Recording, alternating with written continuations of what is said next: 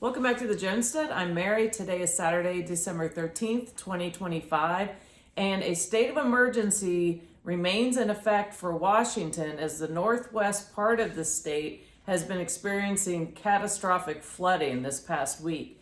And 100,000 people have been under evacuation orders from their homes in Skagit Valley, which is about an hour north of Seattle, Washington. And this is actually the worst flooding they've had since 1990. And tens of thousands are also still on alert for more evacuations. And what's happened there is they've been having rainfall from an atmospheric river that literally just dumps water. And so now their rivers were cresting, and the rain has stopped for now, but the rivers are still increasing and have been cresting over. And unfortunately, another atmospheric river is expected to arrive on Sunday night. So they're really not going to have time to recover. And because of this, homes, farms, and businesses are already submerged. And as I said, rivers are crested. And there are also concerns about a dike failure. So the good thing so far is no deaths have been reported from this, but it's so devastating to see this happen.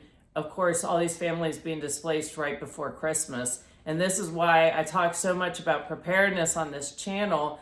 And first and foremost, know what your risks are where you live. Identify if you're in a flood zone. And even now, if you said, well, I'm not in the 100-year flood zone, we saw in some other flooding where people never thought that they needed to worry about it, and they did. And so just always assess your risk and be prepared. If you need to get out and get out of the area quickly, just have a plan in place and have your things together. Have a bag or go-to bag or a bag to go put together with some basic clothing, toiletries. Know how to access your important personal documents so that you can carry those with you. Put them in a Ziploc bag or in a safe, watertight. Make sure you have pet supplies that you can easily put in the car to take with you. Any medicines that you need, and also extra food and extra water, because when you're displaced like that, and particularly they're evacuating and they don't know when they're going to be able to go back, and if their home's been flooded, and our home was flooded that we were living in at the time during Floyd, and you can't even describe it, how invasive it is until you've lived through it. And there are a lot of things you don't hear people talk about. And this happened to us in the fall, but when Floyd, I can't remember what year it was. But when the water rises, you're in there looking, all of a sudden, this is awful, but all the spiders are looking for something to get onto. So you end up with all these critters on the side of your home and on the windows.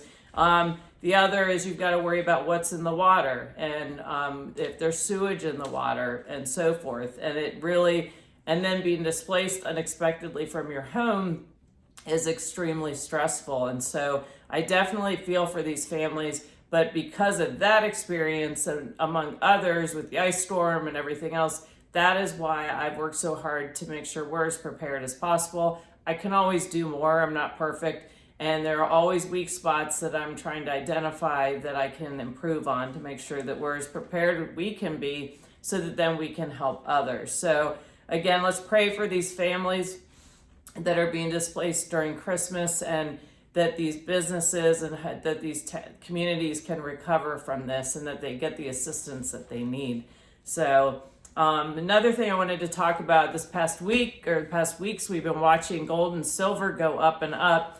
Like we haven't seen in forever, I guess. But because that value is increasing so much, there are scammers out there, more and more aggressive now, wanting to get their hands on people's physical gold and silver. And this was in the Zero Hedge. This article said this elderly man gave away his gold after fake U.S. Marshal called. He isn't the only one. And what happened was what these scammers do is they'll call somebody and say their identity has been compromised. And through this elaborate scheme, they convince these people to tell them all the assets that they have. And then that if they convert, if they have, and then certain assets, they'll say, give them to us so we can make sure that they're safe.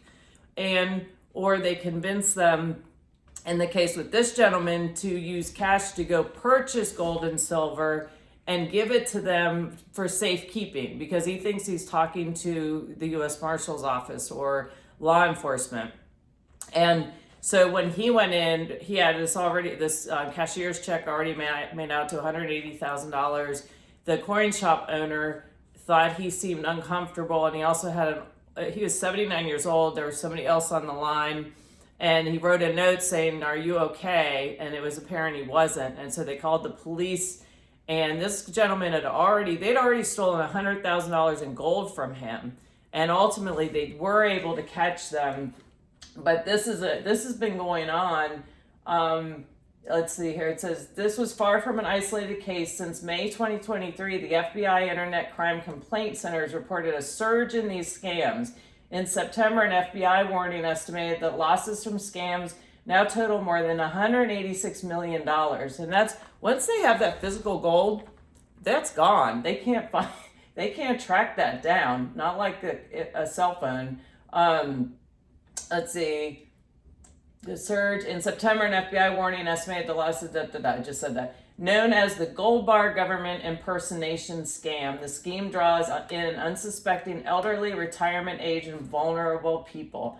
And under brought to justice, there was in June an Indian national living in the United States on a student visa pled guilty in a case in which an elderly victim's lost hundreds of thousands of dollars in cash and gold, according to a release from the U.S. Attorney's Office for Western District of Texas.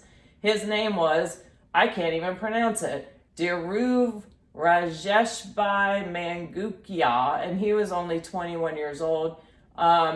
Sentenced more than 8 years in prison after placing. Now we're paying for him to be in prison in the United States. So anyway, keep, if you do have physical gold and silver, make sure that you're having it in a safe place, but also make sure you're not susceptible to these schemes. And people can be very convincing. And if you get somebody where they're claiming they're with law enforcement, go call your local sheriff's office or call the police department to verify the legitimacy of this. So, and just be vigilant, because as gold and silver continues to go up in value, these schemes are going to become more and more aggressive and become more intricate and elaborate. So I thought that was really important for people to be aware of. And then the last thing I wanted to talk about is, while it's important to have assets out of the system and how important it is for us to not get sucked into the digital ID, the central bank digital currency, because they have total control over your finances through your social credit score.